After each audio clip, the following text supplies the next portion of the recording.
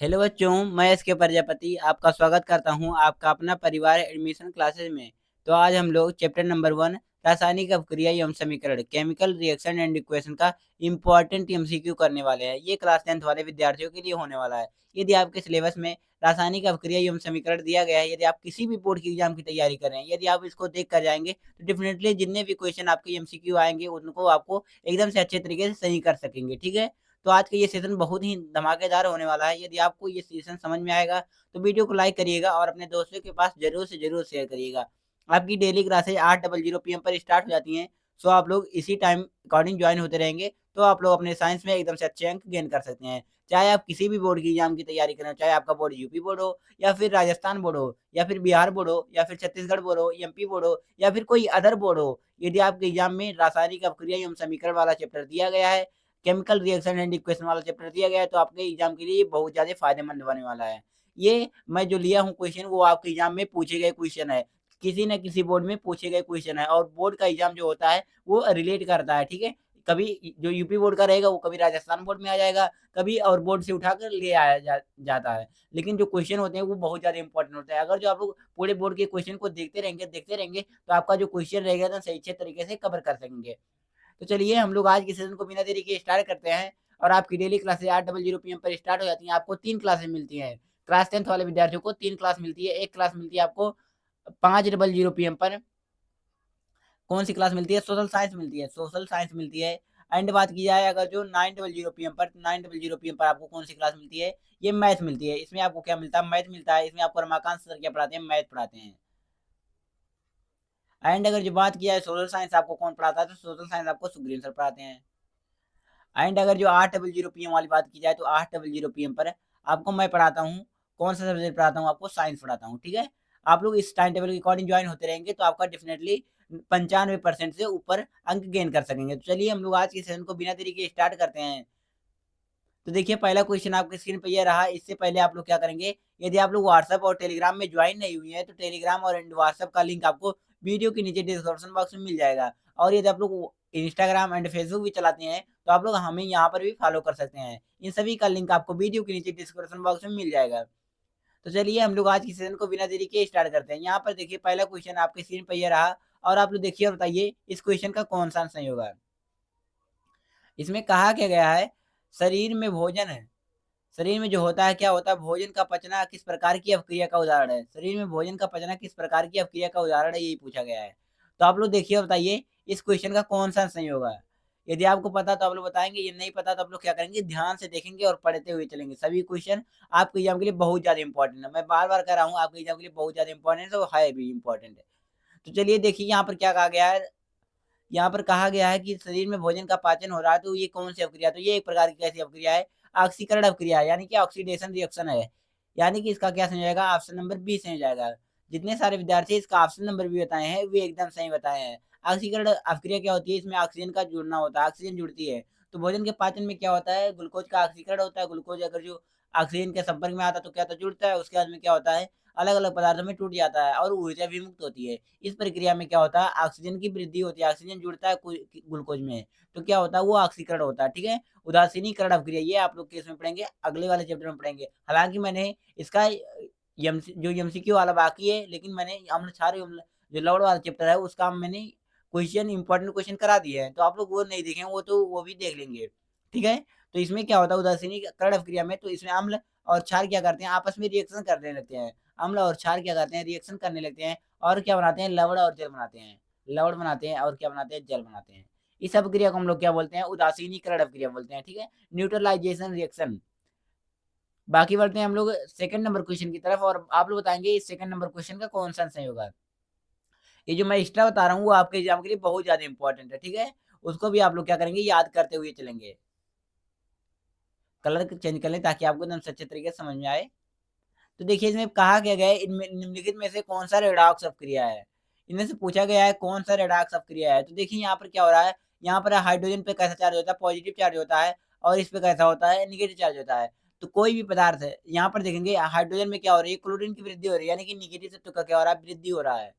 जब क्या होता है इलेक्ट्रॉन की क्या होती है, वृद्धि होती है तो हम लोग क्या बोलते हैं उसे, उसे हम लोग क्या बोलते हैं, उसे हम लोग बोलते हैं ऑक्सीकरण। यहाँ पर क्या हुआ, हमारा ऑक्सीकरण हुआ। एंड अगर जो बात की जाए यहाँ पर क्या हुआ, तो यहाँ पर हम लोग जानते हैं क्या हुआ, ये अपचयन हो गया।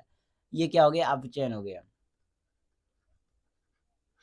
ठीक है, क्या हुआ, अपचयन हो गया। तो यहाँ पर देखेंगे ये दोनों अवक्रियाएं हुई हैं, तो इन दोनों अवक्रियाओं को ऐसी अवक्रिया है जिसमें ऑक्सीकरण ऑक्सीकरण एंड अगर जो बात किया है रिडक्शन दोनों भी हो, यानी कि ऑक्सीडेशन एंड रिडक्शन दोनों भी होंगी, तो हम उन्हें क्या बोलेंगे, ऑक्सीकरण अवक्रिया बोलेंगे। यानी कि जो इसका ऑप्शन नंबर क्या सही जाएगा, इसका जो ऑप्शन नंबर ए होगा वो एकदम सही हो जाएगा। जितने सारे विद्यार्थी इसका ऑप्शन नंबर ए बताए हैं वे एकदम सही बताए हैं।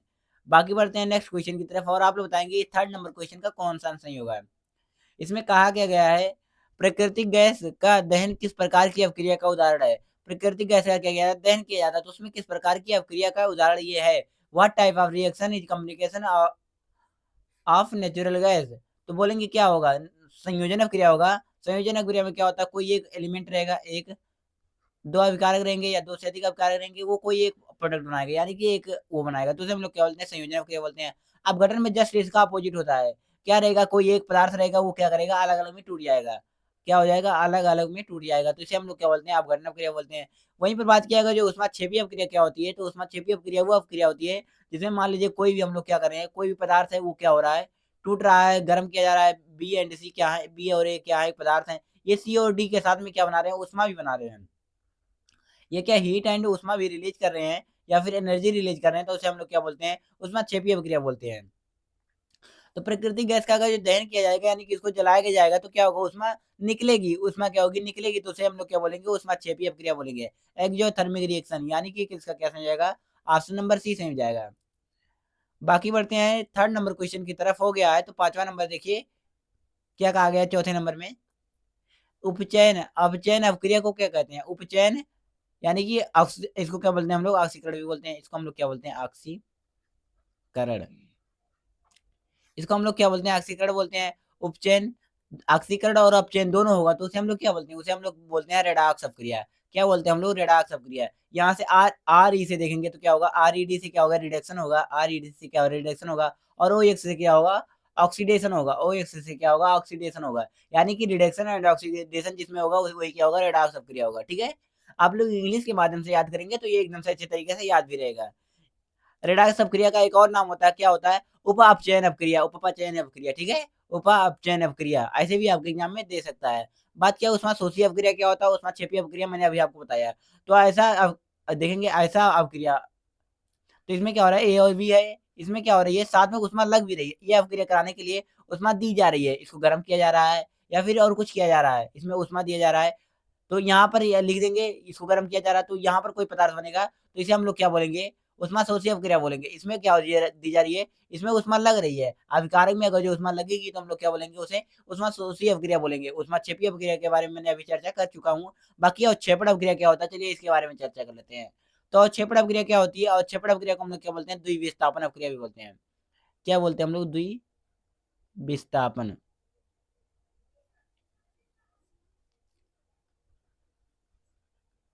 द्विविस्थापन अपक्रिया, इसी को हम लोग क्या बोलते हैं, द्विविस्थापन अपक्रिया बोलते हैं। इसमें होगा क्या, कोई देखेंगे यहाँ पर ध्यान से समझेंगे सब चीजों को। ए और बी कोई पदार्थ रहेगा, इसमें क्या होगा, सी और डी बनेगा, सी और डी बनेगा, लेकिन कंडीशन क्या होनी चाहिए, यहाँ पर देखेंगे ए और बी कैसे रहेंगे, ए और बी रहेंगे, एक पॉजिटिव रहेगा ए में, थोड़ा ये जो है इसको पतला कर लें ताकि आपको एकदम से अच्छे तरीके से समझ में आए। यहाँ पर देखेंगे ए में क्या रहेगा, एक पॉजिटिव रहेगा, एक क्या रहेगा, एक निगेटिव रहेगा, एक क्या रहेगा, निगेटिव रहेगा, एक पॉजिटिव एंड एक क्या नहीं रहेगा, निगेटिव रहेगा।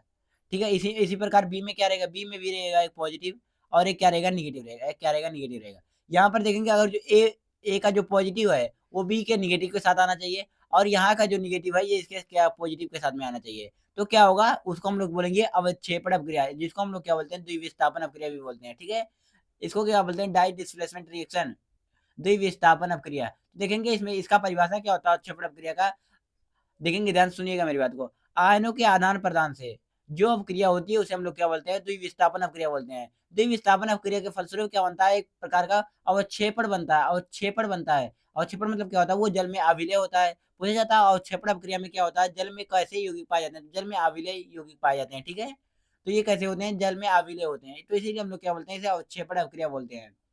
आई होप आपको एकदम से अच्छे तरीके से समझ में आ गया होगा। बाकी बढ़ते हैं पांचवें नंबर क्वेश्चन की तरफ, और आप लोग बताएंगे इस पांचवें नंबर क्वेश्चन का कौन सा सही होगा। संचारण किस प्रकार की अवक्रिया है? तो संक्षारण क्या है? संक्षारण में क्या होता है? ऑक्सीजन जुड़ता है, तो ऑक्सीजन जुड़ा तो क्या हो गया? उपचयन अवक्रिया, यानी कि ऑक्सीकरण अवक्रिया। यानी इसमें कौन सा दिया गया है? ऑप्शन नंबर डी में दिया गया है।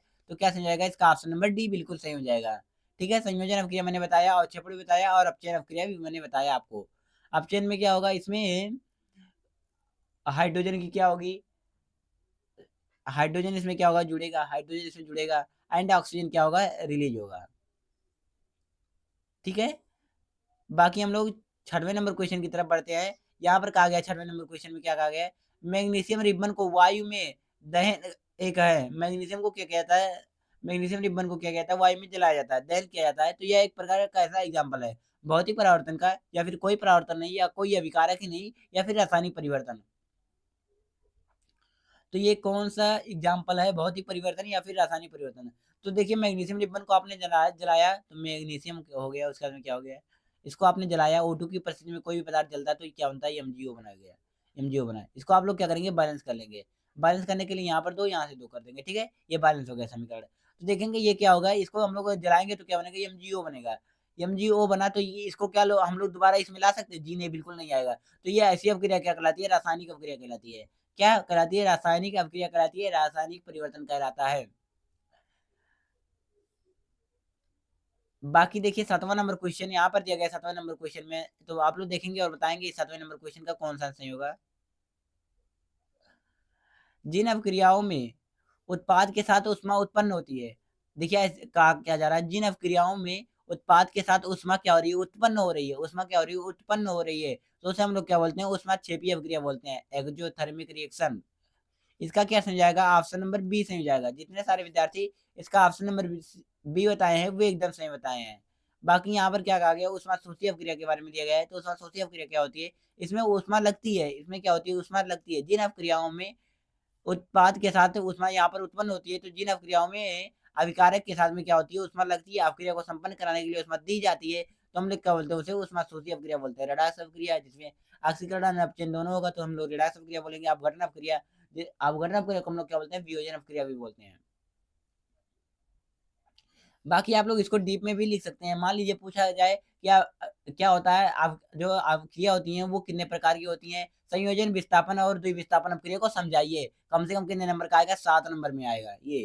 तो आप लोग क्या करेंगे? ऐसे भी एकदम से अच्छे तरीके से लिखिएगा, और एक एक एग्जाम्पल दे दीजिएगा, तो आपको 7 में 7 एकदम से अच्छे तरीके से मिल जाएगा। अगर जो आप साइंस में थोड़ा भी मेहनत करेंगे तो आपका ये एकदम से अच्छे बहुत अच्छा अंक देता है। ये सबसे ईजी सब्जेक्ट माना जाता है। वे अभिक्रियाएं जिनमें अभिकारकों के बीच आयनों का आदान प्रदान होता है उन्हें कहते हैं। अभिकारकों के बीच क्या हो रहा है? आयनों का आदान प्रदान हो रहा है, यानी कि पॉजिटिव रहता है एंड निगेटिव रहता है। और क्या रहेगा? एक पॉजिटिव रहेगा, एक पॉजिटिव रहेगा, और क्या रहेगा? एक निगेटिव रहेगा। तो इसका जो पॉजिटिव है ये किसके निगेटिव के साथ में, और इसका जो पॉजिटिव है ये निगेटिव के साथ में। ऐसा ये क्या हो जाता है? ऐसा हो जाता है। यहाँ पर ये दोनों क्या रहेंगे? दोनों मिलकर एक योगी रहते हैं, और ये दोनों मिलकर क्या रहते हैं? एक योगी रहते हैं। लेकिन जब अवक्रिया होती है तो अवक्रिया के फलस्वरूप क्या बनता है? ये जो यौगिक है इसका जो रहेगा, इसका पॉजिटिव इसके निगेटिव के साथ में, इसका पॉजिटिव इसके निगेटिव के साथ में। तो ऐसी अवक्रिया को हम लोग क्या बोलते हैं? ऐसी अवक्रिया को हम लोग अवक्षेपण अवक्रिया बोलते हैं, जिसको हम लोग क्या बोलते हैं? द्विविस्थापन अवक्रिया भी बोलते हैं। यहाँ पर दिया गया ऑप्शन नंबर सी में दिया गया डबल डिस्प्लेसमेंट रिएक्शन, यानी कि इसका क्या हो जाएगा? ऑप्शन नंबर सी से हो जाएगा। ठीक है, बाकी यहाँ पर देखेंगे 9th नंबर क्वेश्चन में क्या कहा गया है। 9th नंबर में क्वेश्चन में कहा गया ऊष्माक्षेपी अवक्रिया कौन सी है? तो ऊष्माक्षेपी अवक्रिया को पहचानने का सबसे आसान तरीका क्या है? ऊष्माक्षेपी अवक्रिया को आप लोग कैसे पहचानेंगे? तो ऊष्माक्षेपी अवक्रिया को पहचानने के लिए लास्ट में क्या हो रही है? ऊष्मा निकल रही होगी, यहाँ पर भी, यहाँ पर भी, और यहाँ पर भी। कहीं ना कहीं पर क्या लिखा रहा होगा? ऊष्मा लिखा रहा होगा, या फिर ऊर्जा लिखा रहा होगा। तो वो क्या होगा? ऊष्माक्षेपी अवक्रिया होगी। तो देखेंगे कौन से में लिखा गया है। तो यहाँ पर देखेंगे उष्मा लिखा गया है, तो ऑप्शन नंबर ए जो होगा वो एकदम सही जाएगा। इसमें क्या सही जाएगा? ऑप्शन नंबर जो ए होगा वो एकदम सही हो जाएगा। जितने सारे विद्यार्थी 9th का ऑप्शन नंबर ए बताए हैं वे एकदम सही बताए हैं। बाकी अगर जो पूछ लिया जाए कि जो ऑप्शन नंबर बी में दिया गया है वो कौन सी अवक्रिया का एग्जाम्पल है, तो आप लोग क्या बताएंगे? ऑप्शन नंबर जो बी में दिया गया है, यानी कि NaCl plus AgNO3 gives out AgCl plus NaNO3, ये किस अवक्रिया का एग्जाम्पल है? तो आप लोग क्या बताएंगे? ये जो अवक्रिया है वो द्विविस्थापन अवक्रिया का एग्जाम्पल है। द्विविस्थापन, डबल डिस्प्लेसमेंट रिएक्शन, द्विविस्थापन अवक्रिया। द्विविस्थापन अवक्रिया का क्या है? ये एग्जाम्पल है। अगर जो ये इसकी बात की जाए तो ये किसका एग्जाम्पल है? तो ये संयोजन अवक्रिया का एग्जाम्पल है, संयोजन अवक्रिया का एग्जाम्पल है। अगर जो ये बात किया है तो ये किसका एग्जाम्पल है, तो ये वियोजन ऑफ क्रिया का एग्जाम्पल है, वियोजन ऑफ क्रिया। आई थिंक ये बातें आपको एकदम सच्चे तरीके से पता होंगी। बस क्या करना है, हमको रिवाइज करना है कि ये सभी इंपॉर्टेंट क्वेश्चन है, आप लोग क्या करेंगे, इनको याद करते हुए चलेंगे। बाकी देखेंगे 10th नंबर क्वेश्चन। बाकी इससे पहले आपका ये जो चैप्टर का इंपॉर्टेंट क्वेश्चन बन चुका है, ठीक है, ये हम लोग क्या कर रहे हैं, इंपॉर्टेंट एमसीक्यू कर रहे हैं और इंपॉर्टेंट क्वेश्चन इससे पहले बन चुका है, जिसका लिंक आपको वीडियो के नीचे डिस्क्रिप्शन बॉक्स में मिल जाएगा, प्लेलिस्ट का आपको मिल जाएगा लिंक, ठीक है। साइंस का प्लेलिस्ट जितना भी पढ़ाया जाएगा आपको उसी के नीचे मिलता रहेगा सब कुछ चीजें, ठीक है। आप लोग उसको क्या करेंगे, कवर करते हुए चलेंगे। यदि आप लोग साइंस जितना मैं करा रहा हूँ उतना करेंगे तो आपका डेफिनेटली मानिए 95 से अधिक नंबर रहेंगे आपके साइंस में। तो देखिए यहाँ पर कहा क्या गया है, तांबे की वस्तुओं पर हरी परत का जमना क्या कहलाता है। तांबे पर क्या होता है, हरी परत जम जाती है।